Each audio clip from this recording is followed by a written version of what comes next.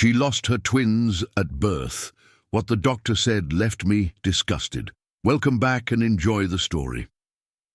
The fluorescent lights above cast harsh shadows across the sterile hospital room as Margaret Sullivan gripped the metal bed rails, her knuckles white against the polished chrome.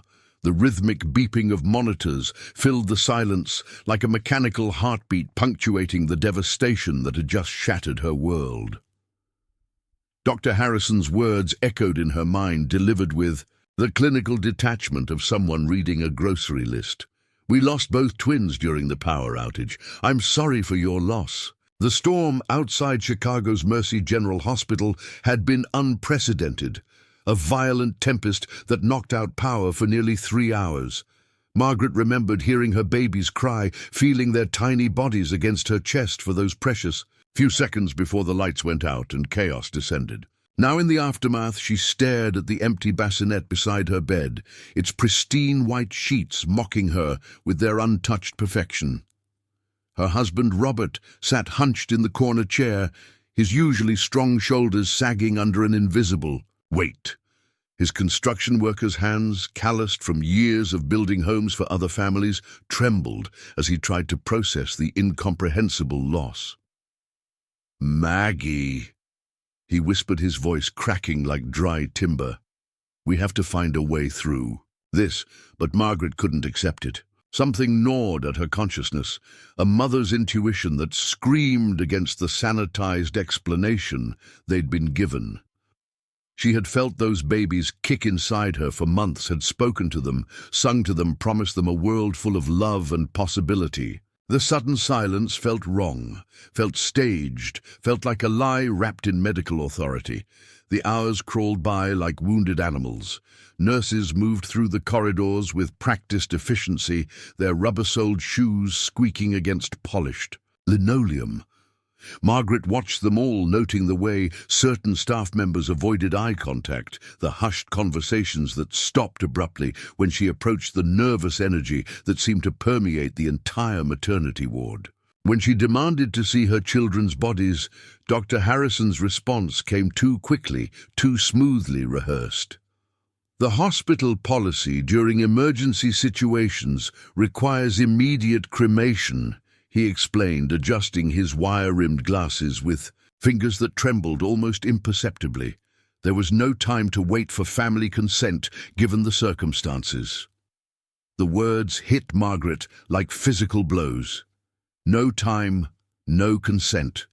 She had carried these babies for 9 months, had endured 37 hours of labor, had planned every detail of their lives, from first steps to college graduations. And now she was being told they had been reduced to ash, without even a goodbye. Margaret's world, contracted to the size of that hospital room, then expanded into an obsession that consumed every waking moment.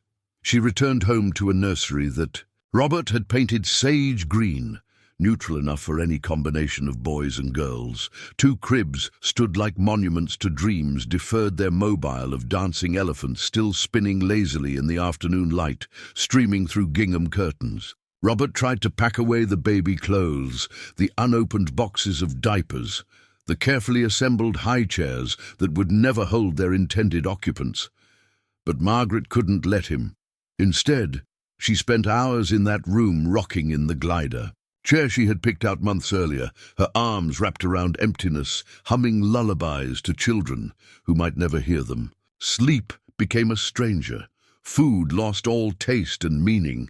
Margaret's sister Patricia brought casseroles that grew cold on the kitchen counter, her well-meaning words of comfort falling on ears that heard only the echo of missing cries. "You need to eat, Maggie," Patricia pleaded, her own eyes red from watching her sister disappear into grief. "You need to take care of yourself." But how could she take care of herself when every instinct screamed that her children needed her? Margaret began her own investigation, starting with phone calls to hospital staff. Most refused to speak with her. The few who did offered the same scripted responses, delivered with the mechanical precision of actors who had rehearsed their lines too many times. Then came the breakthrough that would change everything. Hidden In a stack of insurance paperwork, Margaret found a name that didn't belong: Nurse Dorothy Mitchell, listed as the night supervisor during the blackout. But when Margaret called the hospital asking for Dorothy, she was told no such person had ever worked there. The discrepancy was like finding a crack in a dam, small at first, but growing larger under pressure. Margaret's detective work led her through hospital directories, nursing registries, and finally to a small apartment complex on Chicago's South Side. Dorothy Mitchell answered her door with the wariness of someone who had been expecting this moment for months. Her face, lined with the premature aging that comes from carrying unbearable secrets, went pale when Margaret introduced herself. "I've been waiting for you to find me," Dorothy said, her voice barely above a whisper. She led Margaret into a living room filled with religious artifacts, crosses, prayer candles, pictures of saints, as if surrounding herself with holy protection. "What I'm about to tell you will sound impossible, but every word is true." The truth Dorothy revealed was more horrific than Margaret's worst nightmares. A private medical consortium funded by wealthy pharmaceutical interests had been systematically removing newborns from select hospitals during manufactured emergencies. The power outage hadn't been caused by the storm. It had been orchestrated, timed perfectly to create chaos and confusion that would mask their operations. "They target specific babies," Dorothy explained, her hands shaking as she poured tea neither of them would drink. "Twins are especially valuable because of their genetic similarity. Your children were selected before they were even born, based on blood work that showed rare genetic markers." Margaret felt the room spinning around her. "Where are they? Where are my babies?" Dorothy disappeared into her bedroom and returned with a manila envelope thick with documents. "I copied everything I could before I ran. There's a facility outside of Milwaukee disguised as a pediatric research center. That's where they take them." The drive to Milwaukee became Margaret's pilgrimage through hell. She couldn't tell Robert, not yet, not until she knew for certain. The research facility sat behind gates that looked more suited to a prison than a hospital, its modern glass facade hiding whatever horrors lurked within. Margaret spent 3 days observing the facility, noting shift changes, delivery schedules, the comings and goings of staff members who looked more like security guards than medical professionals. On the 4th day, she approached a food service worker during his smoke break, spinning a story about looking for employment. "You don't want to work in there," the man said, glancing nervously at the building.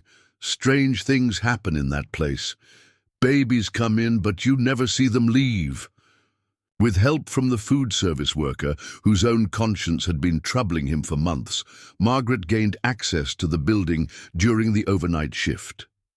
The pediatric wing stretched down a corridor lined with observation windows, each room containing incubators connected to machines that beeped and hummed with artificial life. In room 237 she found them. 2 babies sleeping peacefully side by side, their name tags reading simply Subject 15A and Subject 15B. But Margaret knew them instantly, by the distinctive birthmark on the first baby's shoulder by the second, baby's cowlick that had been visible on every ultrasound. Her children, alive, breathing, waiting for their mother to bring them home. Security found her before she could reach them, but not before she had taken photos, recorded video, documented everything that would be needed to expose this nightmare. She ran through corridors that smelled of antiseptic and lies, her heart pounding with a mixture of terror and triumph. The evidence Margaret gathered became the foundation for an investigation that would shake the medical establishment to its core. Working with Dorothy Mitchell and an investigative journalist from the Chicago Tribune, she built a case that couldn't be ignored or dismissed. The story broke on a Tuesday morning, splashed across front pages, and broadcast on every news channel.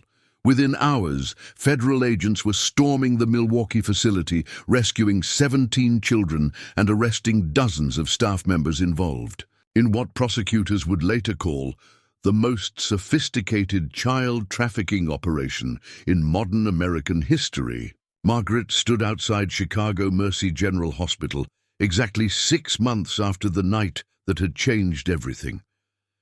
This time, she wasn't alone. Robert held her hand as they walked through doors that had once seemed like the entrance to hell. Behind them, FBI agents and child welfare workers formed a protective procession that felt like a parade of justice. In a quiet room on the 4th floor, 2 social workers waited with bundles that contained Margaret's entire universe.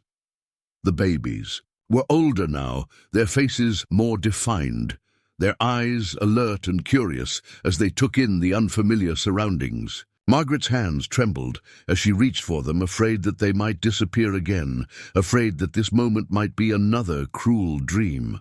But they were real, warm and solid and perfect, smelling of baby powder and possibility.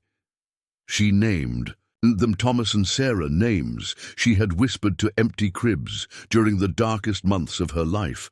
Thomas grabbed her finger with a grip that seemed to say he would never let go again. Sarah's eyes focused on Margaret's face with recognition that transcended explanation. The legal proceedings that followed would take years to resolve completely. The pharmaceutical consortium faced criminal charges, civil lawsuits, and congressional investigations.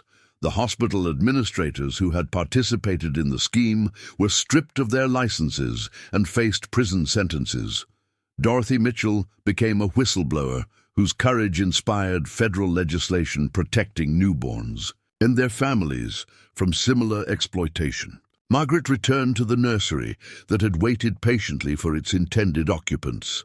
The sage-green walls now witnessed the sounds they had been painted to hear, the soft breathing of sleeping babies, the gentle creak of the rocking chair, the whispered promises of a mother who had fought through hell to keep her word. On quiet evenings, when Thomas and Sarah were asleep in their cribs, Margaret would sit in that rocking chair and remember the journey that had brought them home.